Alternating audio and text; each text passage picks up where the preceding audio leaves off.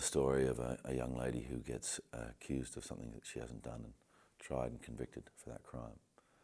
And the crime is murder, and the sentence is life. And it's about her husband who doesn't believe that she's capable of doing that, and really has to face the reality of what they're going to go through from now on. You know, they reach the end of the appeal process.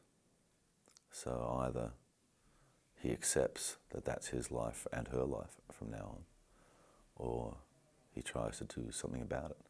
And as he has exhausted all of the legal possibilities, illegal ones are the ones left to him. Well, it's an extraordinary situation, isn't it? You know, marriage under a great deal of pressure, and you know, the main thing for me, the thing that I responded to when I read the script, is that I just thought that the simple adventure of it, you know, that there is an undying love and a man will do anything for his wife, and the conundrum, you know, to achieve what he achieves, he has to turn into somebody that his wife couldn't love, you know. So that to me was an interesting journey to go on. This is a very simple bloke, you know, he's an English teacher at a community college. And this situation has come crashing into an otherwise relatively placid life that the two of them are leading with their young child. He doesn't have the resources to be in this sort of situation. He certainly doesn't have the financial resources to pursue a case for over 3 years. So, yeah, I mean, this is a large turn of events. And really it's just the measure of their love that actually fuels the story from then on. I thought with this particular project that the process of auditioning should hold true, and the person that, you know, wins on the day should get the gig, and it was Elizabeth Banks. Brian Denner, he plays my father, and we've got a number of cool little turns from people. Liam Neeson plays a man who has escaped prison a lot, and Daniel Stern plays my attorney.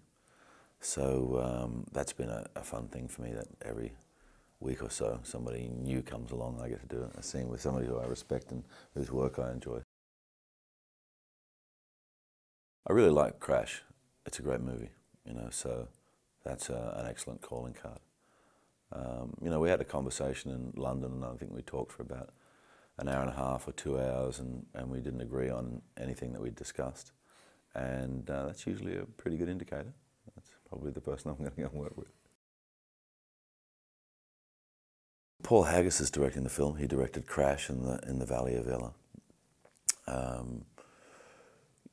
You know, there's a lot of narrative detail in this piece. I think actually the script is 394 scenes, which is unusual. There's another script shooting in town, and they were heard complaining that they've got such a lot of work to do because they have 180 scenes to do. But you know, you've got to have a mind and an eye for a complex narrative if you're going to take on something like this. And you know from Paul's work as a writer, whatever piece it happens to be, complexity in the narrative is one of his specialties. So it's yeah, it was just a situation for me where I read it. I really believed that it would make a great film, and a few weeks later I was on the way to Pittsburgh. Unlike a lot of the films that shoot in Pittsburgh, this script was actually written with Pittsburgh in mind. So the geography of Pittsburgh and the cityscape and the bridges and tunnels and the Allegheny County Jail are all heavily featured in the actual writing. So yeah, that's where we are, and we've been here for the last 12 weeks, and I've had a really good time here, man. It's a very friendly place.